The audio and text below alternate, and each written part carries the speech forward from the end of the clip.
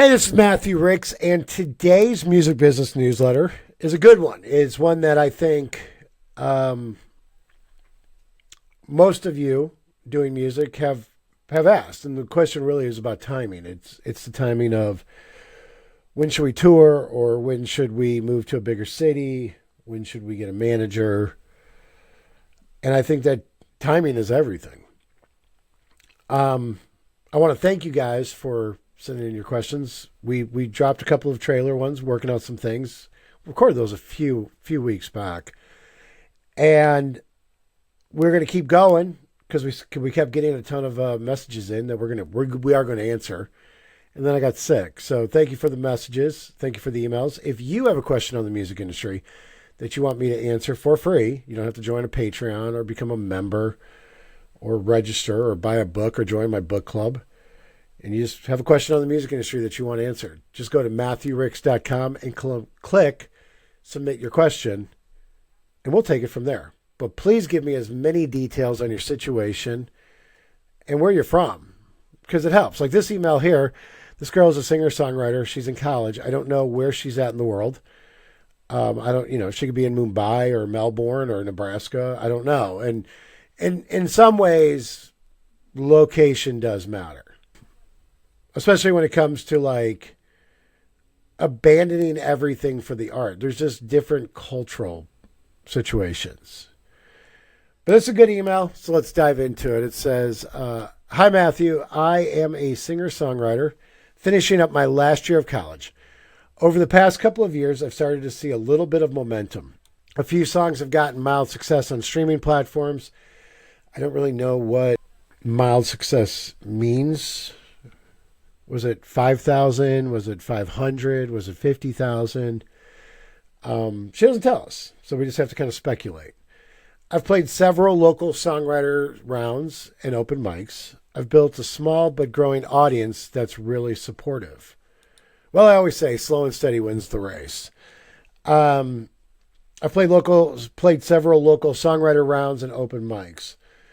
If you're doing the singer-songwriter thing with, you singing and, strumming the guitar or playing the piano, that's a pretty good start. Especially if you're the one playing it, you don't have to get some dude from college or whatever to play guitar for you, and you can go up there and do both. Builds your chops of playing in front of people. It gives you, momentum when it comes to, I can't tell you how many artists want to get signed and everything. They've never played a show. So how are you going to do a showcase? But building a small but growing audience that's really supportive, that's awesome. Now, the only thing I would tell you about that, and I say this all the time in Nashville, is you have these singer-songwriters, and they'll play every week at a songwriter circle. Doesn't matter what the songwriter circle is. They're just, every week they're playing one. They keep hounding that small and limited fan base they have to just keep coming out to them and watch them play every week. And you might get people to come, a few times, one or two times to watch you play, but they're not going to come every Saturday or every Tuesday. And they just keep hounding them. And what happens is when you play these songwriter circles over and over and over again, same place, same songwriter circle, same night, and you're just you're just hounding them. It almost just becomes white noise, because it's just like you're not saying or doing anything different. Every Tuesday you're playing at the same songwriter circle in the coffee shop. Also, I will say about doing the songwriter circles and open mics, if you're going like every week, you might be playing to the same people every week. Your friends, that dude's friends, the people who hang out at that bar or coffee shop every week, you might not be growing as much as you want. But having a small but growing audience that's really supportive is key. You gotta have some people who are helping you in the process. So let's continue with the email. So far, I've been doing everything myself, booking gigs, promoting releases, handling socials, and managing a small group of friends who help when they can. Managing a small group of friends who help when they can. So you have friends who are helping you, I take it, and you have to manage what they're doing. I don't really get that part. Booking gigs, great. You're calling coffee shops, you're calling bars, looking for the songwriter circles, the open mics, getting in the queue for that. That's great. I mean, as a singer-songwriter, that's really what you can be doing right now. Promoting releases. How many releases do you have? You don't really say. Handling your socials. Look, if you're a female singer-songwriter, you're working twice as hard. Unfortunately, you're working twice as hard as a male singer-songwriter on social media, because you got to handle all the guys. You got to handle all the people who have no interest in your music, but they just want to date you or marry you. And so that you actually have to work harder being a female artist than a male artist, unfortunately.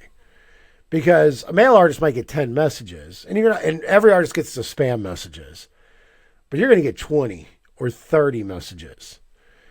And you'll have, 60% of those messages will be from dudes who have no interest in your music, no interest in watching you do a songwriter circle, no interest in clicking the Spotify link.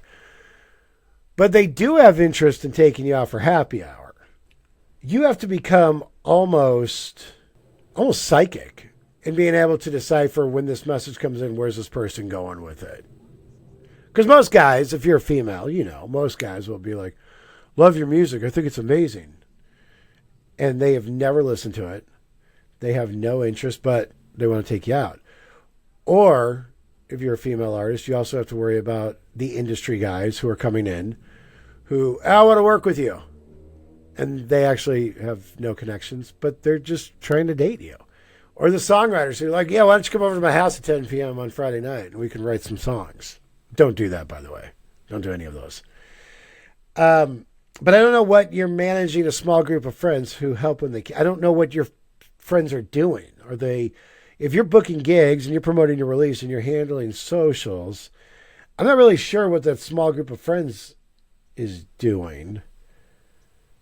Are they, I just don't know. Like, I mean, obviously if you're playing like open mics, they're not promoting your shows. So I don't know. I don't know what that means. I don't know what managing a small group of friends who help when they can means. Sounds like you could probably cut that out.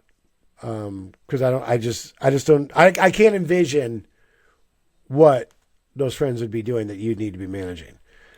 But the email says, my question is, when should I start looking for a manager or a booking agent? I don't think you should be looking for a manager or a booking agent. I think you should be doing what you're doing, creating enough noise and buzz that reputable managers or booking agents come to you. And so for you or an artist watching this goes, well, right, but I'm in Toledo, Ohio. They're not going to find me. They find you. When I was in A&R, I found people. And this was before TikTok or really Instagram was the thing that it was. Because people talk. People in the industry talk all the time. They say, the rumor mill is about bad things, but it's also about good things. Hey, I was in Huntsville, Alabama, and this girl is crushing it out there. Well, who's the girl? And then you start finding it. So if you send this email to a reputable manager, you don't really tell me what your numbers are. I'm not going to reply back and even ask you what your numbers are because I don't have time. If you're a manager, a booking agent, I mean, you've played open mics and songwriter circles. If I was a booking agent, you haven't really shown me yet what I need to, why I'm here. Why should I be booking you? Because a good booking agent is going to take between 15 and 25% of what they book. And if you want like one of the big boys, one of the bigger booking agents, they're going to have to take time out of, like, if it's between you and an A-list artist who's making, let's not even say A-list, let's say B-list, who's making $50,000 a night booking shows. But you're going to make 500. And I live off of percentages. Which one is more beneficial to me when I live off of 15 to 25% percentages? The artist who makes 50 grand honorariums, or me having to have to struggle and sell this brand new artist for $500 a night? Because if I'm making 20%, I'm making $100 off of you at $500 a night versus the one who's making 50,000 or 25,000. So I don't really know why you need a booking agent right now. A manager, I would start, if you want to get a reputable manager and you have the talent and you have the marketability, whatever that means to you, I wouldn't be looking for a manager. I would wait to be doing what you're doing, creating enough noise and buzz to get a manager coming to you. And before, it's like what they say with dating, with like women with dating, you got to kiss enough frogs before you kiss a prince. When you're looking for a manager, when you're looking for a booking agent, you're going to have a lot of frogs come your way. You're going to have a lot of the guys who want you to pay every month, pay them $500 a month, which never pay a manager a monthly fee. No, there's no reason why a manager needs a monthly retainer. You have to deal with that. You're going to have to deal with the guys who, they'll do it on percentages, but they just think it'd be a lot of fun, and they don't really have a passion for it. You don't want those guys either, because they're going to quit within a month, because it's not going to be as exciting as they thought. So I wouldn't be out looking for a manager. I'd be out looking to grow your brand and have your streaming numbers go up. I'd be looking to book shows. I think before a booking agent, I think you probably should at least have done a few shows. A few. Let's say 100. Let's go with 10. With a band. You put your band together. You pay them. They're good musicians. And you've sold out a venue of a couple hundred people. But if you're just doing songwriter circles and open mics, you don't really have enough yet for a booking agent. The email continues. I've got really supportive parents and friends who believe in me. Having supportive parents. Your friends will always believe in you. Most of your friends will believe in you when you're starting off because you're doing something that they wish they could do, that they had the courage to go stand in front of people or put their heart into a song or be emotional and vulnerable in a song. Usually the flip side is that parents typically aren't supportive when you're starting, but then when you become something, they become very supportive. I always knew you could do it. And then you got friends who believe in you in the beginning, but then as you grow, they usually don't. The more successful you get, the more you realize how your good friends are jealous of you. It's just what it is. But having a support system, especially with your parents in this early stage, is awesome. The email says they've been encouraging me to find someone who can help me take things to the next level. Part of me agrees. I know I'm getting close to outgrowing what I can manage on my own. Are you though? Are you close to outgrowing songwriter circles and open mics? And I'm not dissing those. Those are a great first step. But here at Nashville, we have a thing called Jesus in a Bar. And it's a great organization. This is no shot to the organizers of Jesus in a Bar. And they put it on once a month, and it's around pretty big size venue, clubs, bars, whatever, in Nashville. And it's great. The idea is great. And you have songwriters who are they're fighting to get in the queue. They want to be one of the 8, I think it is, that does it every month. That's the only gig they do. If they get that, then they're great. I just don't know what you're outgrowing. I don't know the mindset that I'm playing songwriter circles and open mics, and this is just becoming too overwhelming. But let's continue. But another part of me might worry that it's too soon and that I don't have enough momentum yet for someone to take me seriously. Yes, you don't have enough momentum yet, in my opinion. Go play some shows, book a band, hire a band, do tryouts for musicians, sell out a couple of hundred people, then we can have that conversation. I mean, if you were my daughter, if you were my wife, if you were my friend, that's what I would tell you to do. Email continues. Should I wait until after I graduate and go all in on music? Or should I start having those conversations now, even while still finishing university? So you're in college. So having the supportive parents and having the friends is great. Mild success, once again, we don't know what that means. I mean, if you could find reputable people, it'd be great for you. I mean, we're talking reputable. It'd be great to be able to talk with them, buy them coffee or whatever. Don't go to anybody's hotel rooms. Don't meet them in the hotel lobby for drinks if they come to your town or whatever. But with college, I mean, this is your last year of college, it says, right? Yeah, I think you're probably more overwhelmed because you're doing college, or as you like to say, university, which makes me realize you're probably British. I mean, I'd have conversations with people, but right now I think you're probably really overwhelmed because you're in college. And so you're probably doing these open mics.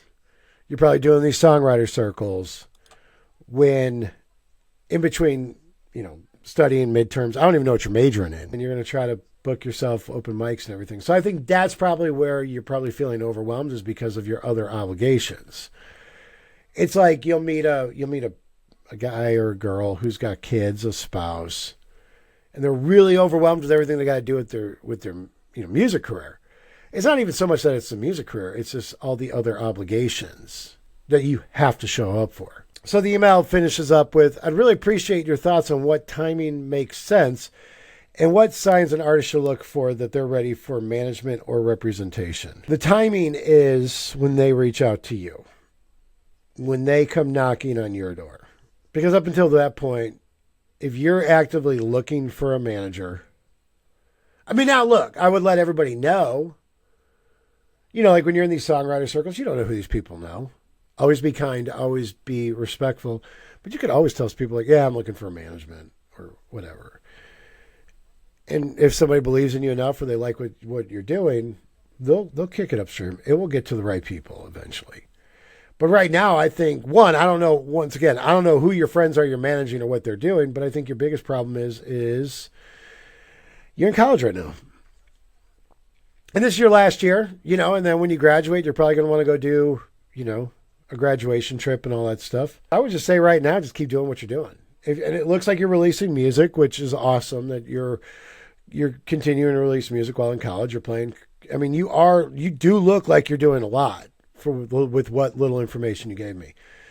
So I would just say right now, slow and steady wins the race. Keep doing what you're doing. Keep promoting yourself. Keep releasing music. Do the songwriter circles. Do the open mics. And then after college is over, really think about how you can just kind of expand it to, I mean, if you're in Chattanooga, Tennessee, try to figure out how to expand it to go do some stuff in Atlanta or Nashville or Knoxville or Huntsville. Like, get that 3-hour drive thing, But if you are in a city like Chattanooga, you should be able to, which I know you're not, but if you're in a smaller market city, just keep doing what you're doing and get to the point where you can book a show with a band, sell it out. A couple hundred people. I'm talking 200-300 people, not 2,000 or 1,500 or anything. You do that a couple of times, not every month, because here's the thing. You'll do it, and you'll be like, we got to do this every month. Not every month. The right manager will come to you. So thank you for the email, Emily. We're going to go with Emily. If you have a question on the music industry, just go to MatthewRicks.com, submit your question, give me as much information as possible. And until next time, I will talk to you later.